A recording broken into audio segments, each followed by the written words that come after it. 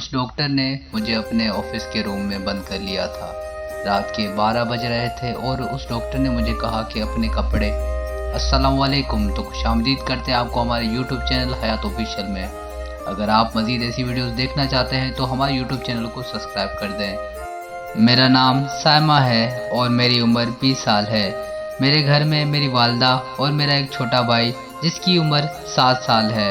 मेरे वालिद साहब की फौत होने के बाद मैंने जैसे तैसे करके अपनी तालीम इंटर तक क्लियर कर ली थी, लेकिन घरेलू मसले, परेशानियां, खाने पीने के निवाले पड़ चुके थे। तो मैंने एक दिन सोचा क्यों ना जॉब की जाए, और फिर मेरी एक दोस्त ने मुझे सलाह दी कि तुम भी मेरे साथ हॉस्पिटल चलो, वहाँ मैं तुम्हें मेल नर्सिंग में एडमिशन दिला दूंगी। तो मैंने सोचा और अम्मी से पूछा, तो अम्मी ने भी कहा हाँ बेटा तुम कर लो। तो मैंने भी हिम्मत करके एडमिशन ले ली मेल नर्सिंग में। तो पहला दिन बहुत अच्छा गुजरा हॉस्पिटल में, सिखाने वाले भी बहुत अच्छे थे, लेकिन धीरे धीरे उस हॉस्पिटल का माहौल मुझे समझ नहीं आ रहा था। मेरी दोस्त अक्सर रात को 3, 4 या 5 बजे घर जाया करती थी। तो मैंने एक दिन अपनी दोस्त से पूछा कि यार तुम जब हमारी छुट्टी 12 बजे हो जाती है तो तुम रात के 3-4 बजे क्या करती हो। तो मेरी दोस्त ने मुझे बहाना बना के उस बात को टाल दिया, लेकिन उसने मुझे कुछ ना बताया। धीरे धीरे दिन गुजरते रहे, महीने गुजरते रहे और मेरा मेल नर्सिंग का कोर्स भी कंप्लीट हो चुका था और मेरी सैलरी भी स्टार्ट होने वाली थी। तो जब पहला हफ्ता गुजरा, मेरी जॉब लग चुकी थी एक हॉस्पिटल में। वहाँ का माहौल मुझे अच्छा और बेहतर लगा क्योंकि वहाँ पे ज़्यादातर फीमेल नर्सिंग होती थी और मैं वहाँ पे भी एडजस्ट हो चुकी थी। एक दिन जुम्मे वाले दिन हाफ छुट्टी हुआ करती थी हॉस्पिटल की। अक्सर जुम्मे वाले दिन हम जल्दी घर जाया करते थे, तो मुझे मालूम ना था आगे मेरे साथ क्या होने वाला है। तो मैं हॉस्पिटल पहुंची और हमारी जो शिफ्ट शुरू होती थी 3 बजे से लेकर रात के 12 बजे तक। तो मैं 3 बजे से लेकर अपनी पूरी मेहनत से अपने पेशेंट्स को देख रही थी।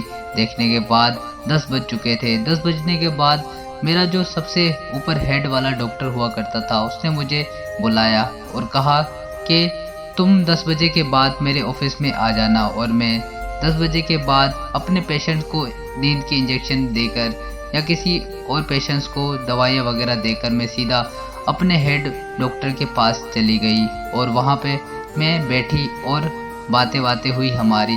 बातों बातों में उस डॉक्टर ने मुझे गंदे गंदे इशारे किए और मुझे एक ऑफ़र करी कि तुम अगर चाहती हो कि इस हॉस्पिटल में अच्छा ओहदा, अच्छे पैसे कमाओ तो तुम मेरी हर बात माननी पड़ेगी।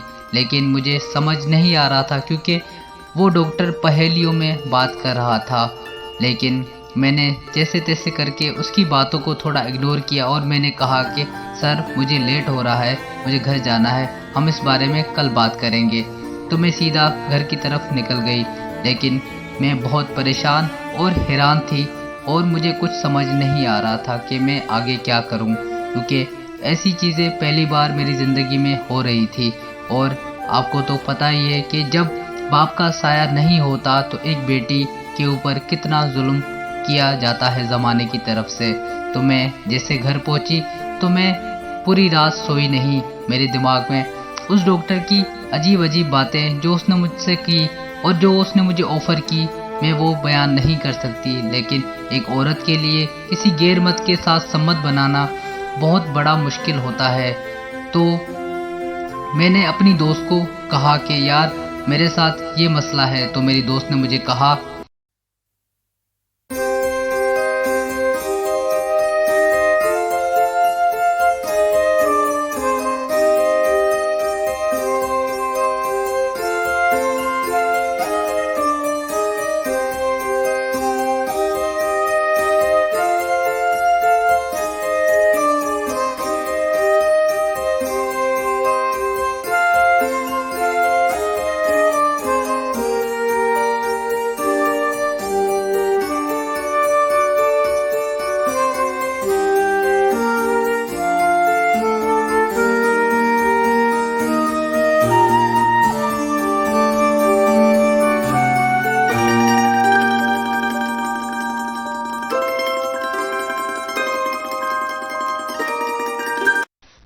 मैंने अपनी दोस्त को कहा कि ये सब गलत है और ये गलत काम मैं हरगिज़ नहीं कर सकती, चाहे मैं मर क्यों न जाऊं। मैंने ठान लिया था कि अगर कोई अब मेरे साथ बुरा करने की कोशिश भी करेगा या मेरी तरफ उंगली भी उठाएगा तो मैं उसके अंजाम तक उसको पहुंचा कर रहूँगी और अपने हक के लिए आवाज़ उठाऊँगी। और मैं फिर सीधा अपने घर चली गई और फिर मैं सो गई। सोने के बाद जब मैं सुबह उठी तो मैं तैयार होने लग गई। मेरे दिल में एक ख्याल आया कि वहाँ पे एक हमज़ा नामी लड़का मेरे साथ मेल नर्सिंग करता है, क्यों ना उसके साथ ये सारी बातें शेयर की जाए। और जैसे मैं हॉस्पिटल पहुंची और उसके साथ मैंने बात की और उसने मुझे कहा कि आधा घंटा इंतज़ार करो, मैं एक पेशेंट को देखकर कैंटीन पर आ जाता हूं, वहां पे हम मिलकर बात करते हैं। तो मैं आधा घंटा वेट करने लगी। जैसे आधा घंटा गुजरा, हमज़ा भी आ चुका था। उसने मेरी सही से बात सुनी और मैंने A to Z अपनी दोस्त और अपने हेड डॉक्टरों की सारी बातें उसके साथ शेयर की।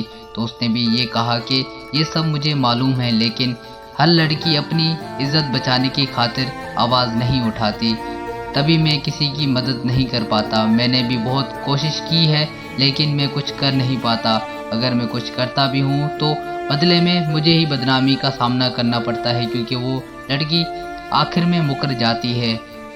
तो मैंने अपने दोस्त को कहा कि मैं अपने हक के लिए आवाज़ उठाऊंगी और इस हॉस्पिटल को सीधे रास्ते पर लाऊंगी। तो मेरे दोस्त ने मुझे कहा कि मैं तुम्हारी मदद करूंगा, लेकिन मदद इस हवाले से करूंगा कि तुम मेरा नाम किसी को नहीं बताओगी। तो मैंने कहा तुम मेरी मदद करो, मैं तुम्हारा नाम कहीं भी नहीं दूंगी। तो मेरे दोस्त ने मुझे कहा कि कल मैं एक छोटा सा कैमरा लेकर आऊँगा, वो तुम अपने गले में फिट कर देना। जैसे ही वो तुमसे बदतमीज़ी करे या फिर गलत बात करे, वो सारी चीज़ें उसमें रिकॉर्ड हो जाएंगी। एक दिन गुजर जाने के बाद हमज़ा छोटा सा कैमरा लेकर आ चुका था और वो कैमरा मैंने अपने गले की तरफ फिट कर दिया था, जैसे किसी को पता ना लगे। वो एकदम छोटा सा कैमरा था, किसी को मालूम नहीं पड़ता। और अक्सर 10 बजते थे तो हेड डॉक्टर मुझे अपने ऑफिस में बुलाया करता था। वहाँ पे वो मेरे साथ बदसलूकी किया करता था, बदतमीज़ी किया करता था अपनी बात मनवाने की खातिर। तो मैंने इस बार ठान लिया था कि ये सारी चीज़ें मैं कैमरा में रिकॉर्ड करके किसी न्यूज़ रिपोर्टिंग में दे दूंगी और पुलिस के हवाले कर दूंगी उसको।